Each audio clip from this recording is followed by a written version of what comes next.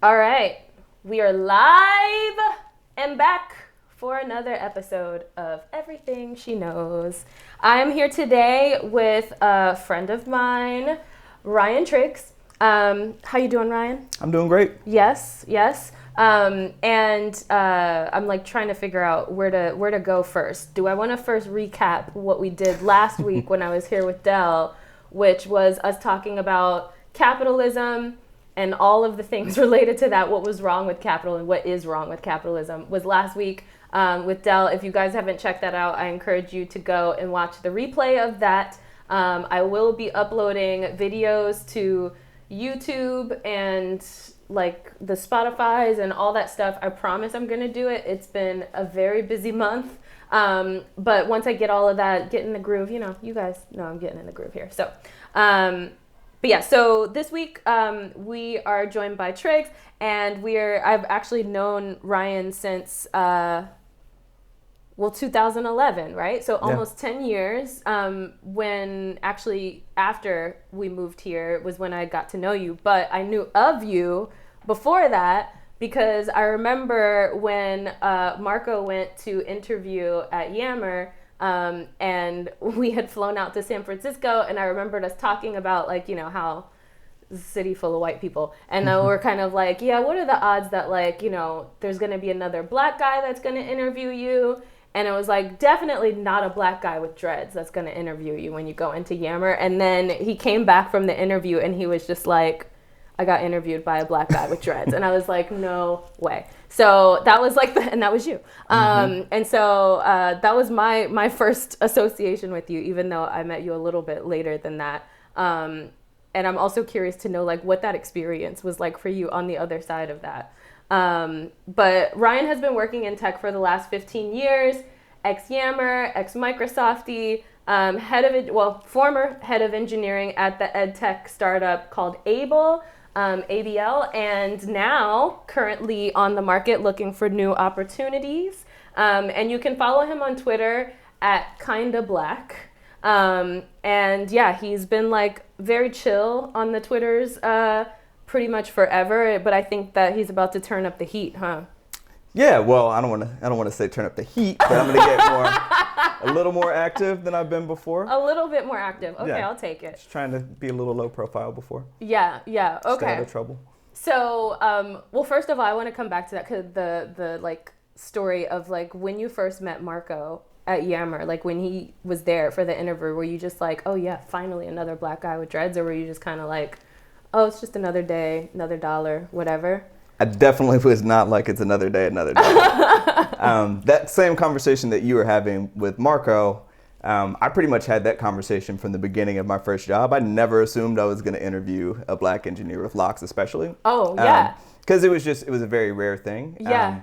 The funny thing is, at Able, I got to do it again, and it's kind of a similar experience for my friend Abby, if you're watching. Nice. Who was very surprised to see me as a part of the interview panel. Yeah. But at first, I thought that someone was messing with me, and I think Marco had a similar experience. And then it was just like, oh, okay, this has got to be good. Yeah. Can't mess this interview up. So, that's dope.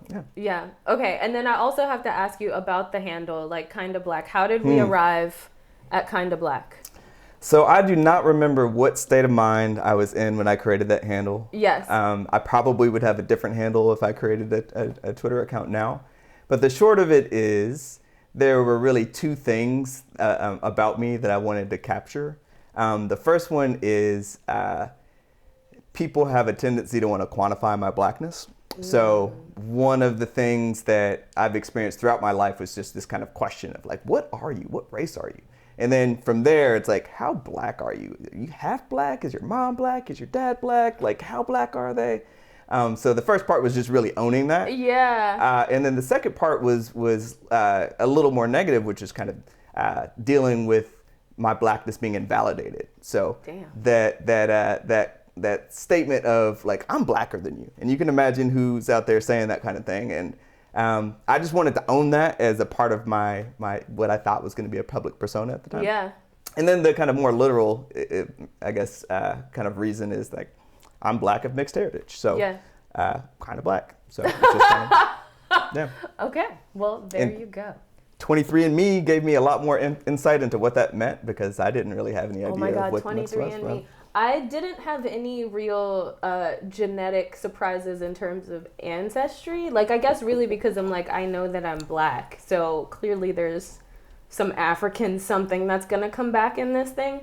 But it was really just a matter of like, okay, how much? Because I know there's also going to be some European something in there, which obviously there was too. But like, what were any surprises on the 23andMe? Sorry, this is like clearly a departure, but I'm like just curious here. I won't go into the percentages because I want to stay mysterious. But yeah, there were some light surprises, and a lot of this just comes from oral history. So yeah, Native American was a thing that was talked about quite a bit in my family. It's like, oh yeah, there's a bunch of it there. So yeah. I was surprised by the percentage of that. And then I was also surprised. I got my parents to also submit. Oh, your parents did it too? Mm-hmm. Because I wanted to see what the breakdown was from them. And yeah. I was surprised by that, especially on my mom's side. Yeah. There's some ratios that I wasn't expecting, but it was good. Oh, interesting. Okay. I'm informed. Yes. Well, today we're actually going to talk about success. We're going to talk about how do we define success? How do we think about achieving success? How do we think about our relationship to success when we think about all of the people who benefit from success, the people who are not benefiting from success when we are experiencing success, if that is what we're experiencing. I think that success is a very loaded term. I think it definitely changes from person to person what that definition could mean. And I'm trying to figure out, like, is there a standardized like way to really define what it means, knowing that it's different from person to person. But maybe it's just like better to start with like, what does it mean to you? Yeah, that standardized definition part. I think it's okay for it to be personal and a little bit ambiguous. Yeah. Because it creates an opportunity for people to have a more meaningful conversation when I'm trying to understand your definition, you're trying to understand mine. Mm-hmm. So I'll say this, that my definition is probably going to be different than a lot of other people's. And it probably will change again just as I go through life. Yeah. But the current definition is success is really about my capacity to do things that benefit myself that also benefit other people. And then on top of that,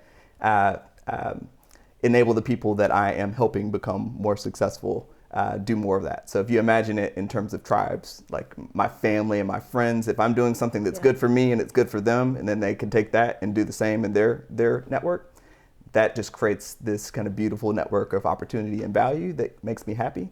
So I'm moving away from it being more self-centered to something that's about kind of the group of people that I'm most connected to and how I can help them while I'm helping myself. That's really interesting because I think of it the same way actually, and I definitely know that most people's definitions do not involve others in their definition of success. And I think, there's a lot that we can touch on and how that might be a little bit of the discord that we're experiencing today. Maybe there's a little bit too much focus on oneself and not on delivering value back to other people or some of the benefits of success to other people as well. And so do you think that, I don't know, like, I guess one of the things that I'm wondering is like, actually, let me ask you this. Do you consider yourself to be successful? No. No. And I guess why? Because I'm not done. Like that feels like there's an end state and like I've made it, and I don't feel that way. Yeah. But there's never going to be like an end state though. And that by that definition you will never be successful, wouldn't you say? Yeah, and I think I'm okay with that. I'm okay with really staying on the journey. Because if I got to that end state, then I would be left going, well, what's next? Like, what do I do? Yeah. And I think that's kind of a sad thing to have. Yeah. Like if you think of people who come into a lot of money, they win the lottery or something like that, and it's a really sharp change from what their previous day-to-day was like. I think there's a reason why that negatively affects so many people is because you don't know how to think about what's next, and you're just like, I'm done. I've got as much money as I can ever spend in my entire life, and I'm done. But if you think of it as this kind of constant journey, like you come into a lot of money, how you deploy that becomes more of your definition of success. And Okay. I think that makes it a little more interesting. Then I'm going to ask you this question, which is like, what is your relationship to goals and setting goals? Because as a very goal-oriented person, and I know for a fact that you are married to a very goal-oriented person, because she's like basically my spirit animal. Like how does that work for you? I would not classify myself as goal-oriented, which is not to say that I've never had goals before. Goals have a place. They just are not in my day-to-day. Yeah. So goals are, let me make sure that I'm aiming in some direction, and I'm not just bouncing all around. Yeah. But they don't really motivate me. So I've never, in school, I was not motivated by getting certain grades or maintaining a certain GPA. Oh my God, you sound just like Marco. I wasn't motivated No about wonder you guys are friends. getting into college, wasn't motivated about like those things became like a thing that I would say in conversations. Like, oh yeah, I really want to do X, Y, and Z. But I'm much more interested in the systems that lead to accomplishing a goal. And I think a lot more about day-to-day action. So like, all right, so this is a good example. If I'm thinking about being more present on social media, I could set that as a goal, but look, how I do that is kind of very up in the air. This is a very specific example of me being able to say, oh, I'm going to take an action. I'm going to go and sit down with Aniyia and have a pleasant conversation in front of some people I don't know. Hello. And use that to kind of push me into the next thing that I want to do. Maybe I'll like start posting tweets a little bit more often, or maybe I retweet things that you're posting a little bit more often. So my brain is wired more to think about that. All the stuff that happens leading up to some kind of outcome. The outcome itself is not fulfilling to me. That is a really bold statement to make to a person that's as type A and overachieving as I am. Like just that. But like I know that I can relate to it in a way because I know that I have been actively trying to reconstruct my relationship with goals to be more on the spectrum to where you are. I don't know if I could ever get to that kind of peace that you have with it, because I feel like so much of it is just a part of my like essential code. But at the same time, like I remember reading this book, which I actually really do love this book, Atomic Habits by James Clear. And that was really one of the bigger things that I took away from that book too, was that he kind of sort of redirected that thinking from it's not so much about the goal as much as it is about the routine and the habits that you have that make the goals like more or more likely.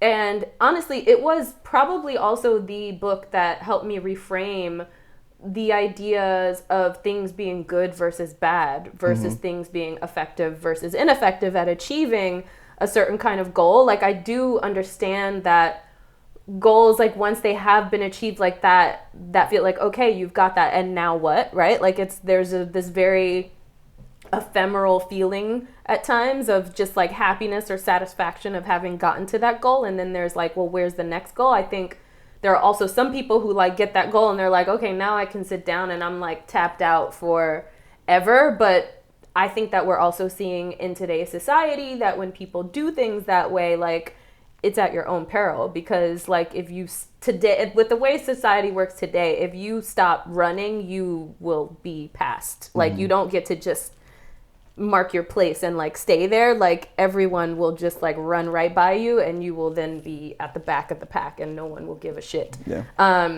So like, okay, so I would say like the way that you're describing it, it sounds more like goals as kind of like a compass for maybe where you're directing your routine, and like the routine, the habits, the systems, the processes that run your life are the things that kind of get you to potential success.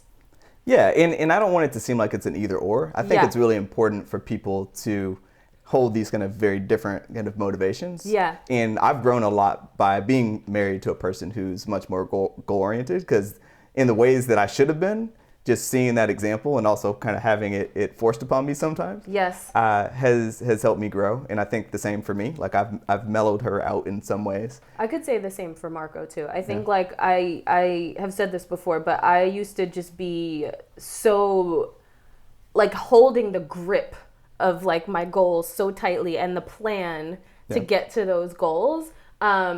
But there's like a lot of pain and suffering in living your life that way. Like, I think that trying to have too much control over the things that you're trying to do and not being able to go with the flow is problematic. But also, I do understand the importance of a solid routine. I think I really always underestimated the importance of like routines until I had a kid. And you're forced to get efficient or die.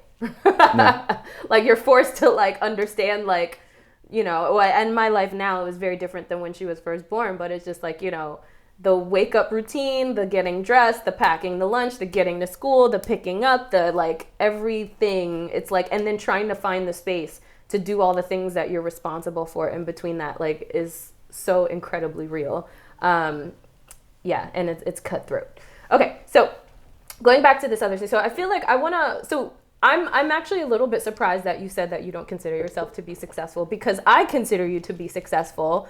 And when I think about, like, and mind you, this is me defining success for someone else, not for myself per se, which is probably a little bit unfair. But like, you are a Black dude who's like a very successful engineering manager. You have worked at a startup that was a legit unicorn and had $1 billion+ exit, and that was something that had effects for you. You own a home in San Francisco. Like, that is not a small thing. You have a beautiful wife and a daughter. You're married with a kid. Like, you have a loving family. Like, all of these things. You have a nice car. Like, those are things that I think a lot of people would consider to be successful.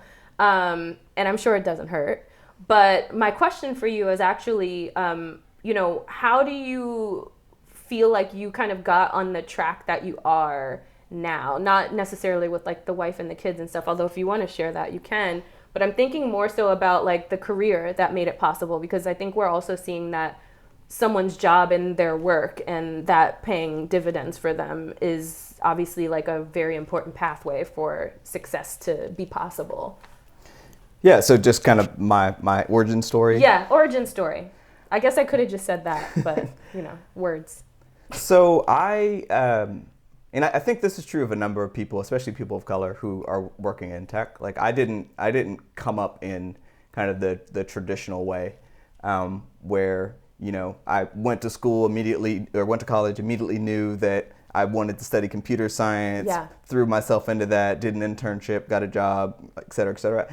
Mine was a little bit more Byzantine than that. So I started college at University of Texas in Austin, and ended up dropping out there and moving to Seattle. It was kind of random. I was into Jimi Hendrix at the time, and like, told myself he was around Renton. He was born, I think, in Renton, Washington, which is a suburb of Seattle, and I just was trying to get away from Texas and turn into a different person. Tap into your inner Jimmy. Yeah. So from there, I had to basically rebuild my academic career. So it was everything from having to figure out how I was going to pay tuition when I was an out-of-state student, and there's it was a higher premium for tuition, to just overcoming different things that were getting in my way. Like, I worked throughout college, actually. But wait, what were you studying? When you were at UT, and then you went to school while you were in Seattle too? Yeah. So I got into UT as a physics major, but I never took a physics class. And I bounced around and my wife always gives me shit about that. But I bounced around in biology, and then just was, I made the mistake of valuing independence over school. So I needed to pay for my education at the time to help my family out. And I just didn't know how to balance work and school and all the different things that were appealing about having independence and being young at the time. You were like learning. You were a little young buck trying to figure it out. Yeah. Okay. So fast forward through all that, like, I ended up figuring it out, and it was through some amount of luck and circumstance and some amount of tenacity. Like, there are a number of reasons why I should have not graduated from college, but I ended up graduating from college and got a CS degree. And I got my first job out in Seattle, not as an engineer, but it's something called I think a technical associate. Okay. Which was... What's the difference? It was a way to pay me a very small amount of money.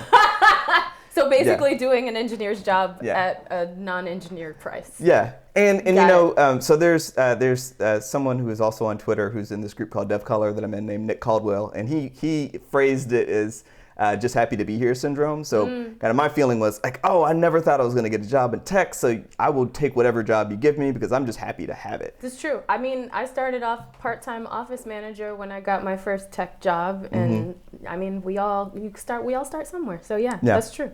Yeah, so from there, I really, you know, things got put in motion, and I ended up moving down to San Francisco. Yeah. And was not working in startups. I was working at a web agency, and did that for a while, and then decided to go back to the product side. And that first decision was great. Like that was Yammer, and you know.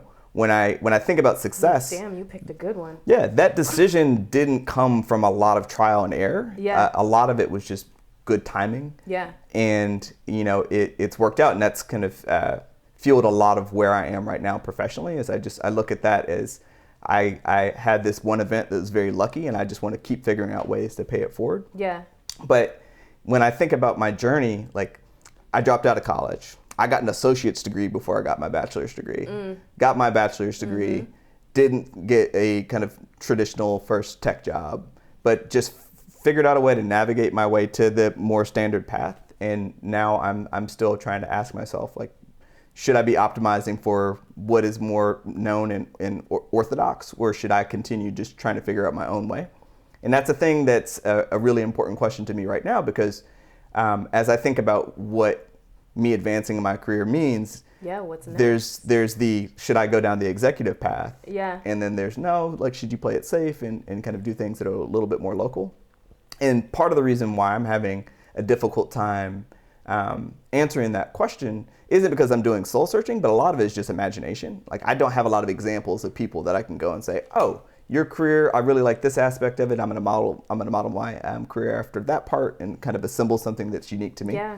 Because there aren't a lot of people of color who have gone down the executive path that are in a network that I have direct access to, where I'm just stumbling upon things. I'm going to shout out Nick Caldwell again, because he's starting to have these conversations out in the open about how you break into tech exec roles as a person of color. And I think that's important. I think more people need to start putting this information out there, because I assume there are a lot of people that have to take these less orthodox paths through their career. Yeah. Oh my gosh. Okay, I have there's so many things that came up for me while you were talking. One is me thinking about, God damn it, I lost it, because the last turn that you took on getting into the executive roles got me. So let me start there then. So I think that's also a really good point. I have experienced this in a different way in my own kind of path, because obviously I'm not a technical person, but I feel like I have, you know, these skills that don't fit in this this traditional mold. And I also know that if I were to go and look at something, and this is actually, I think, in part why people like me start companies, and also not a direct reason why I started the first company that I did when I quit the job that I had at the time, but it definitely was something that was in my mind and has come up in other contexts before, which is me having little to no faith in the process of people trying to decide whether I should have a job at their company. I feel like I'd never have fit inside of a neat job description, maybe one or two, but then, you know, even finding out in those cases that oh, well, really they want someone who's more, I don't know, insert thing here, is not me. And so I just think it's just really interesting, because I'm there's so many of us that I really think, and I think Marco has said this before too, that there's definitely this big mismatch between the talent and the skills that people need to come into a company and the people who have them, and the ways in which we match that up, and all the ways in which interviewing and recruiting and all of these things are broken. But I think it's also especially interesting when we look at executive jobs, because executive jobs tend to be even more vague than others. I think they used to try to at least root them, they probably still do in certain industries, and saying oh, you must have 15 years of experience, blah, blah, blah, doing this thing. You must have gotten a degree in this specific thing. And although we know that most of that is BS anyway, it doesn't really I think in some cases, unless you're like a rocket scientist and you like really need to know how to do rocket science, if you are the person who is kind of more moving and managing the people and moving them around, those aren't necessarily even things that you learn in school or in a specific program as much as it is through experience and like how you define and explain and show that you have that experience. Like, I just feel like it's this whole clusterfuck, I think, is where I'm going with this. And so like, I'm really curious to know like how you think about looking for something like that. And I mean, I guess you're admitting that this is still kind of really new for you to be thinking about too, but I am like really curious to know, because in my world where I'm looking and working with entrepreneurs who are starting companies, this is like the motley crew of folks who like basically go through the whole thing that I just said, and they're just like, fuck it, I'm just going to create my own thing, because like I don't have time to be trying to convince people that I have value, because I'm naturally in a position where people just don't see that at a first glance. Yeah, so that's a tough question. So let me just try to break it down. Yeah. So for me, there are kind of these three paths that I have to think of myself as being on. One is just the corporate employee, and that probably would mean me doing some form of engineering management, which I really like to do. Yeah. The other is more entrepreneurial, and I feel like I have a good number of examples of people doing that, especially through you and getting to see kind of you come up in that world. I got to learn both directly and indirectly. Yeah. Also, just so you guys know, his wife used to work with me on the first company I started, Tinsel, as well. So there has been like both the track where Ryan and my husband Marco have like worked together and kind of clearly share a similar origin story, which I didn't realize how similar you guys' backstory was actually. And also your wife and I are very similar people who have also worked together in the past. So we've all like work together in different ways. Yeah. Mm-hmm. Yeah. So that feels more known to me in some ways, but also much more intimidating. And, you know, from everything from being able to successfully raise a round of funding, like I have a good enough network to where I at least know where I would start. Yeah. But I've just seen kind of the things that are afforded to you when you have a certain pedigree or privilege that comes with that. And I just default to assuming, oh, that's not going to apply to me. Although, I don't know. I feel like where you are now, you would be like a VC's wet dream for something that they would want to fund. Like, came from a successful unicorn company, extensive experience with engineering and engineering management. Like, obviously you're technical and you can like, you'll know what's going on with your thing, whatever it is that you're building, like in a way that, but I also think one of the things that I think is also great about you is that you have a really deep practical like streak to you that like more than most people that I know, that you're like, you're so pragmatic. I feel like you're selling me right now. I don't know. I'm uncomfortable.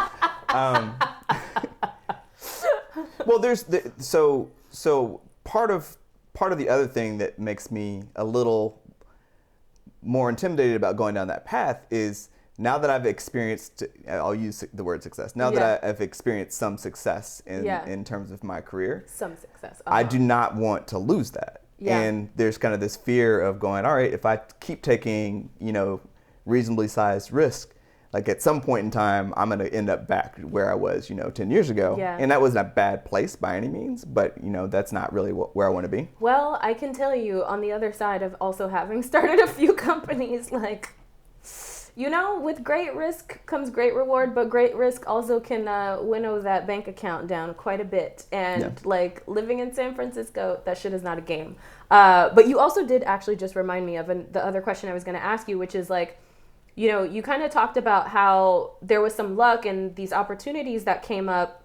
Clearly you were ready and able to like seize these opportunities, but and the fact that there just weren't really prototypes, templates, like examples of this for you to kind of fall into a path. Now that there are people like you who like exist, and there are, you know, young engineers who are just kind of cutting their teeth, and like they can look at someone like you and be like, okay, this is how he did it. Do you think that there is a like if someone comes at it and they're like, I want to do what Ryan did, that like they can then kind of like carve a path? Or is it, you know, one where it's just like, I can't really say, like, really there's just too much like arbitrary luck involved, because I mean, I know that you're clearly like, we're talking about like, let me try to bring a few ideas together that we've been discussing. So one is like the goal, right? And like, where are you trying to go? Where are you trying to end up? One is the routine, right? And like, how does that make the goal possible? Like if the goal is like not even necessarily the end point, let's just say we're talking about goals as milestones that like never really end until you die. And that like the routine, the systems, the process, this is like the engine that makes it possible to get to the milestone. But you also like, in order to be able to like set the goal and like understand what routine is necessary, you have to have some level of vision around like what is possible.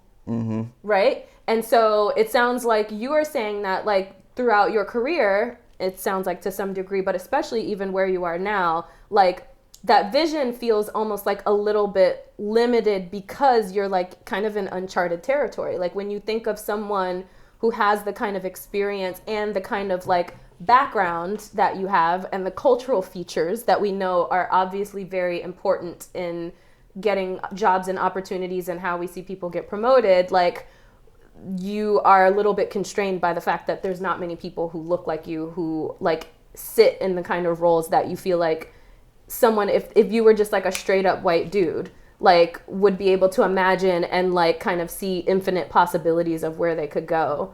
But you feel like maybe that's not necessarily true for you. And like, if that's true, then like, do you think that your being where you are and people coming up behind you is like at least making an easier path for them to kind of like follow and have an example of a way that it could happen? So I think if I talk about my path and I actually try to get that out into the world, then yes.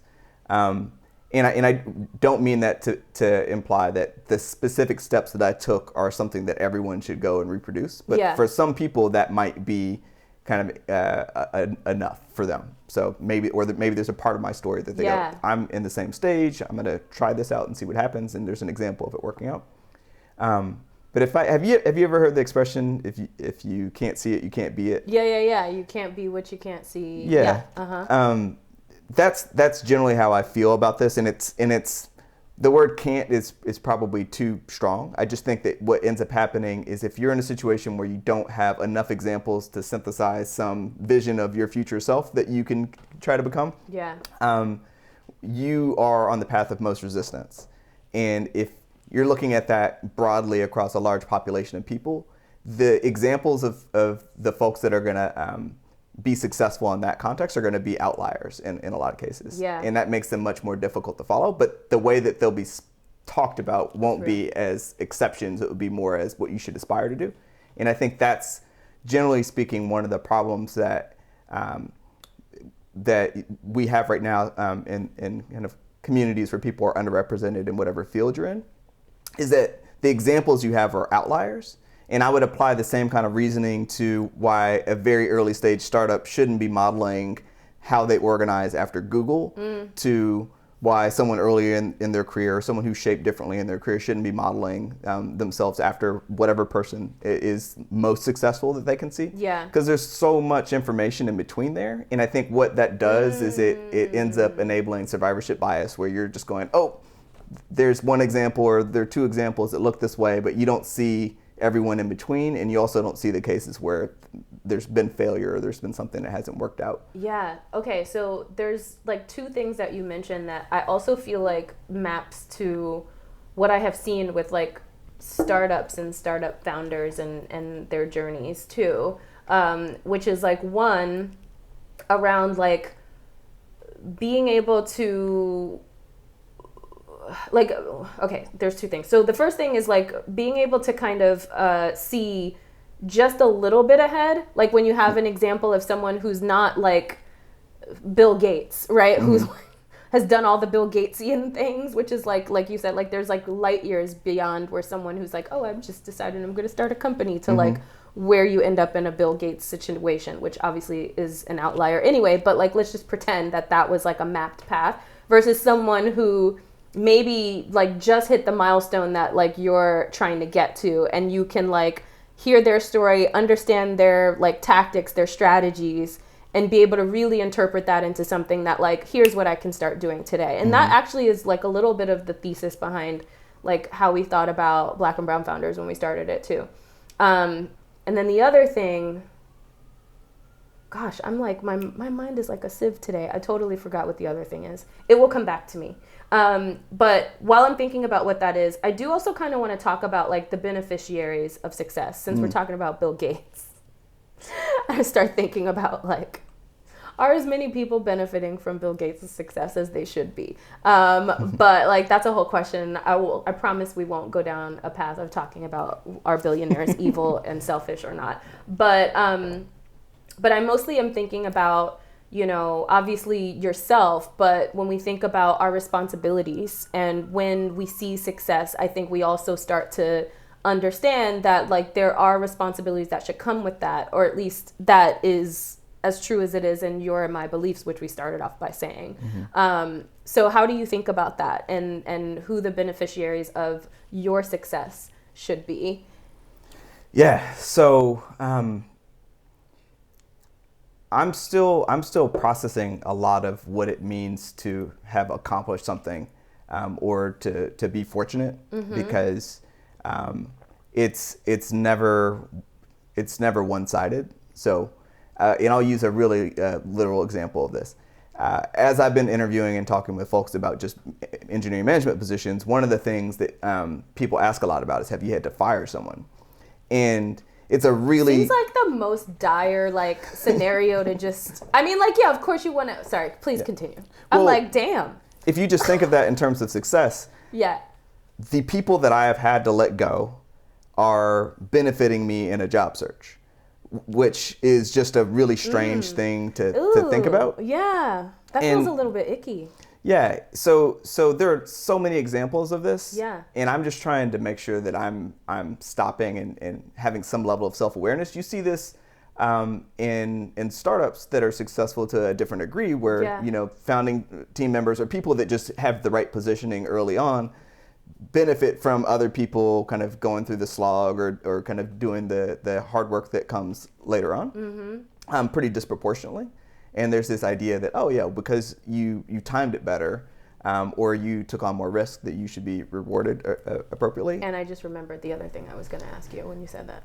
And I'm not arguing against whether that's true or not. Yeah. But I think if more people had a self-awareness of the kind of level of privilege that they have in those situations, then I think we can start having more conversations about what do you do with it. And it doesn't mean that you have to donate kind of whatever excess you have.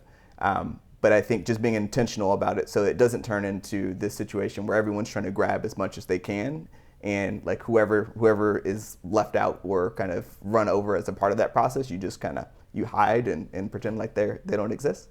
The really personal example of this for me is, as I think about just my overall career progression relative to family members that I have. I'm in the situation where I get to, you know, take advantage of all the different conveniences and benefits of living in a tech hub. So having access to, you know, limitless ride sharing through Uber and Lyft, having, you know, access to meal delivery services that can give me food really quickly. And, you know, as those people are showing up on my doorstep or picking me up, it's easy to just go like, oh yeah, I'm a part of the system and this is really healthy.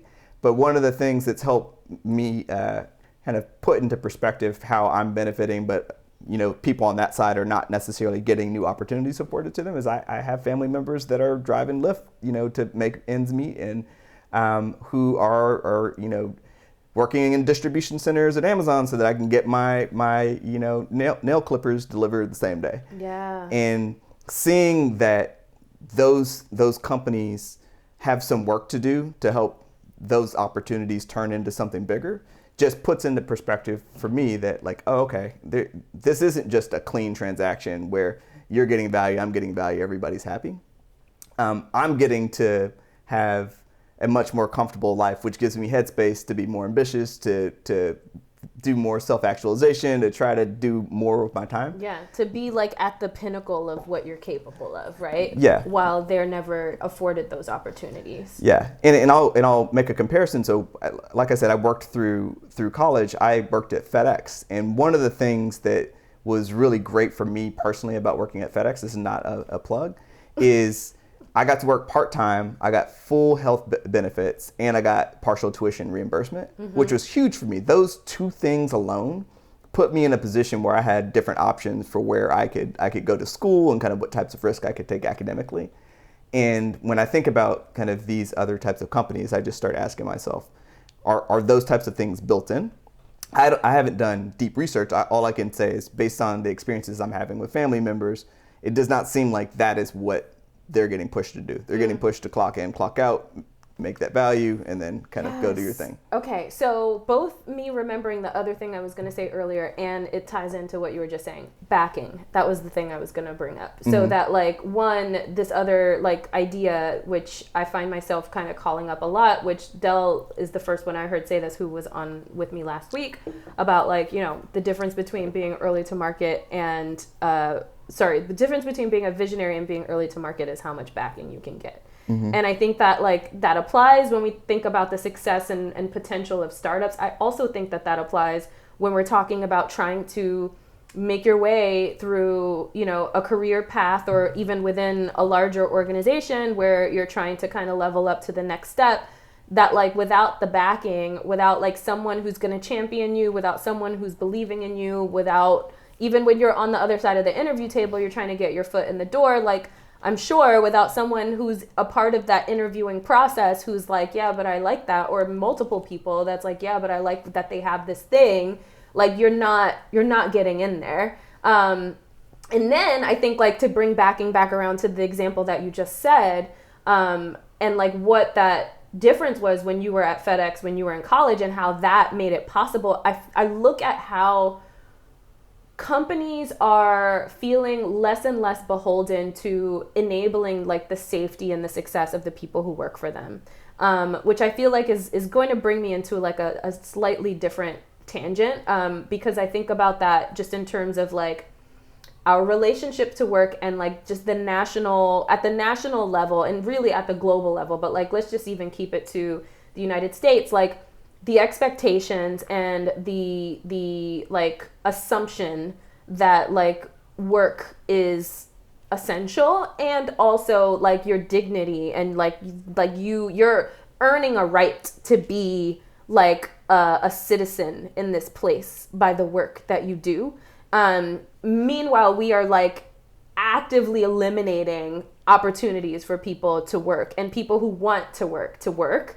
And people who have had, jobs that they at some point, felt like they were committing their lives to, which then just disappeared, and there being no, I don't want to say like safety net, but really just like no level of, like there's no promise. There's no, like the contract only goes one way, where we're like extracting from people and we're not giving back. So like to bring that back to the whole idea of backing, I feel like that idea of someone who used to be able to work in the mailroom, and get their first gig, right? Like the person who comes in as the part-time office manager, or the person who comes in as the, technical associate, who's like able to kind of work their way up through, hard work, showing up, being a team player, all the things that we like put on those like stupid posters that we hang in like the break rooms at like when you work at CompUSA or whatever, like all that shit. And like more and more, it's like even when I think about, and you brought up a couple great examples with like, food delivery services, ride sharing services. We are even creating in Silicon Valley these like companies that are increasingly more extractive. Like we hire these people, we don't even make them employees. Like we do everything to even skirt our responsibility around having to take care of them. I remember when I read the article, I want to say it was last year, when it talked about how I think it was Google had officially crossed over into having more independent contractors than it actually had employees. And like when you are an independent contractor, like you're not promised health insurance, like you're not going to be getting promises for like these performance evaluations that are going to lead to raises or promotions, and that we are also bringing in people to these companies who work as, maybe the people who are working in the cafeterias giving all these Googlers free food or whatever. And like, not to demonize Google specifically, but like really you can name a tech company that's big enough and like this is a thing that they have, or like people who might be working as security guards or whatever. Like the people who are by and large the invisible kind of staff are typically contracted workers. And so there's no opportunities that I have been seeing where we're giving them ways to try to bridge that gap and level themselves up into a place where they might one day be a product manager, they might one day be an engineer, they might one day be even, a customer success agent. So there is also just this really, really broken system. And I think like the word backing just keeps coming to me in terms of like, you need that wind behind you to make something happen, something. Yeah, a former colleague of mine named Marilyn Crawford wrote a book called Updraft, Downdraft, and it was in the context of education, but it talks about finding yourself in these updrafts pretty consistently through your education that affords you all kinds of different opportunities as you're going through life. Yeah. And just going back to what I said before, when you are working in a system where you're expected to have to be twice as good in order to be afforded basic opportunities. Yeah. That's the path of most resistance. And I think that narrative is amazing when you think of the American dream of kind of rugged individualism and independence. Up by my bootstraps and made something out of nothing. Yeah, and I mean, for a lot of my life, and still now, I struggle with that. Like, I have a hard time asking for help. I have a hard time letting go of problems because I need to figure out how to do it myself because I just don't trust that I'm going to get that support. I think it has a pretty big impact on mobility. And while I agree that people need to work hard and work ethic is a very important part of the equation, there are other levers that I think can and should be used to help improve mobility for people that are working in these jobs that afford convenience for a lot of us. Yeah. I mean, I think that there's so much there. Wait, because I just also remembered that I'm like about to go down another rabbit hole. Uh-oh. But I wanted to bring up a question actually that someone posed on Twitter, which was, how can you stay hyper aware of when your parameters for making it have gone stale? How do you stay honest when vanity is so heavily incentivized? Because I felt like that was relevant to where we were right now. Yeah. Thoughts? That's a good and hard question. To me, I would like categorize it like, how do you keep yourself honest? I think one part of it is you just have to develop that skill of self-reflection and asking yourself, like, is what I'm doing harmful on a regular enough basis that you can hopefully catch any harmful behaviors early? And I think the other thing is your community. Maybe it's putting yourself out there in social. Maybe it's just having a group of people that will call you out when you're doing something problematic. Yeah. I think that's what you can do at the individual level. When you start thinking about it institutionally or within organizations, that's a tough one.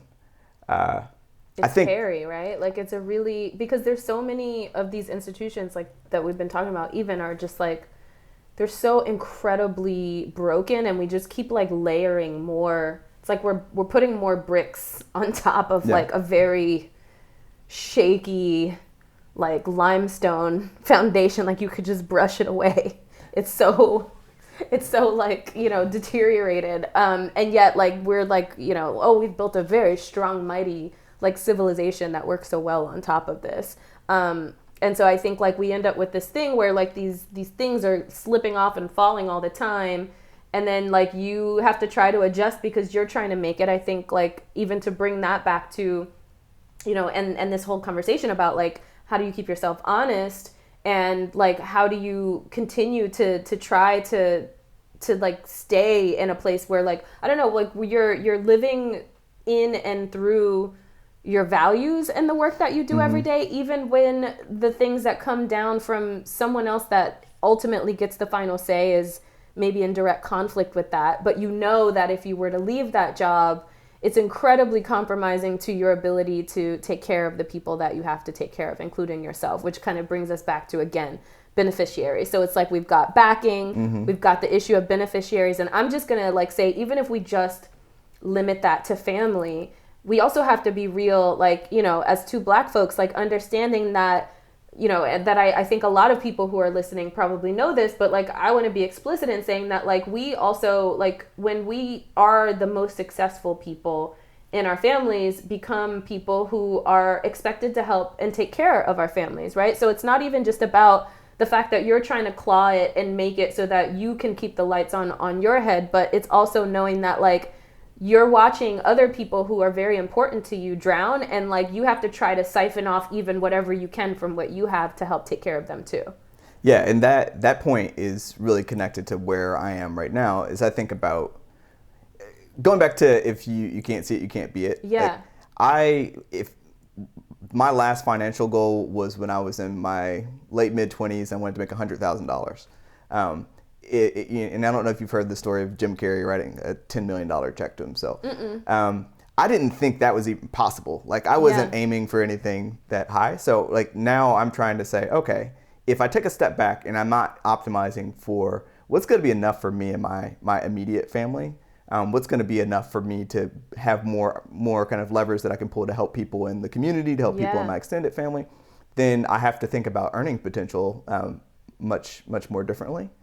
And I think, I want to make sure that I answer the. No, keep going, because the question that actually was forming for me when you were saying that is like, but do you feel like as you go up and up and up, like, and the earning potential increases, is that also correlated with like how many compromises you might have to make morally? I think it definitely is, and I'm not saying that as a judgment. I just think that it's due to the complexity of the problem that you're trying to solve. When you're solving things that are pretty low scale, it's not to say that they aren't complex,